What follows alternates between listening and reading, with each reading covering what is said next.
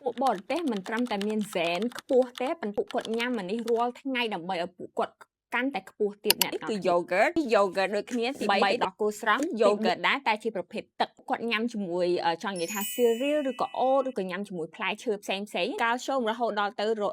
118មីលីក្រាមបានន័យថាច្រើនមែនតើវាជាមកជាកញ្ចប់វាស្រួលហេតុអីដោយសារក្មេងៗពួកគាត់ចូលចិត្តញ៉ាំមែនតើស្រួលគាត់nakបើកចេញមកញ៉ាំហើយភាគដែរម៉ាក់ភាគច្រើនគឺគាត់ដាក់ចូលទៅក្នុងទៅសាលាឲ្យក្នុងកាបូបរបស់គាត់ញ៉ាំលេងក៏បានញ៉ាំទៅសាលាក៏បានអញ្ចឹងញ៉ាំពេលណាក៏បានដែរចង់ត្រូវតែដាក់ក្នុងទូទឹកកកអ្នកទាំងគេទាំងខ្ញុំគឺឲ្យកូនញ៉ាំចាប់ពីអាយុ6ខែឡើងទៅអ្នកដោះគោស្រស់នោះគឺពួកគាត់ញ៉ាំជារៀងរាល់ថ្ងៃតែម្ដងព្រឹកដោះគោកណ្ដាស់ទុកអត់អីអ្នកទាំងអស់គ្នានេះទឹកដោះគោស្រស់ភ្លាមតិចចាញ់ពីគោតែម្ដងអ្នកទាំងអស់គ្នាអញ្ចឹងពេលបើសិនជាយើងទុកទូទឹកកកទុកបានតែ4ទៅ5ថ្ងៃទេអញ្ចឹងជាប្រភេទ yogurt ដែរប៉ុន្តែជាប្រភេទ yogurt ទឹកអ្នកទាំងអស់គ្នាទឹកនេះគឺក្មេងៗសំបីតែខ្ញុំក៏ចូលចិត្តដែរគឺវាមានរសជាតិផ្សេងគ្នាដូចជា strawberry blueberry រសជាតិវាច្រើនមែនតើអស់នេះមិនត្រឹមតែជា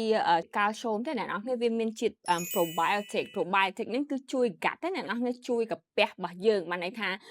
gut health ជួយកាពះរបស់យើងអានេះ ingredient របស់វាគឺ G គឺជួយផ្ដល់កម្លាំងឲ្យយើង protein តែ protein វាតិចមែនតើអ្នកទាំងអស់មានជាតិ protein មានជាតិ fat មាន carbohydrate ដូចខ្ញុំស្រីអីកុំញ៉ាំច្រើនពេកបើសិនជាញ៉ាំចង់ញ៉ាំអាហ្នឹងដោយសារវាមានជាតិ carbohydrate ហ្នឹងគឺធ្វើឲ្យយើងធាត់ហ្នឹងគឺច្រើនមែនតើហើយ sugar រហូតដល់ទៅ13ក្រាមក្មេងៗអាយុក្រោមពី18ឆ្នាំទៅដែលគាត់ចង់លូតកម្ពស់អ្នកទាំងអស់គ្នាគួរតែដាក់ឲ្យកូនញ៉ាំជារៀងរាល់ថ្ងៃមិនត្រឹមតែហ្សែនគេខ្ពស់ទេប៉ុន្តែគេញ៉ាំរបស់ដែលមានជាតិជំនួយឆ្អឹងអ្នកទាំងអស់គ្នាកាល់ស្យូមគឺល្អខ្លាំងមែនតើ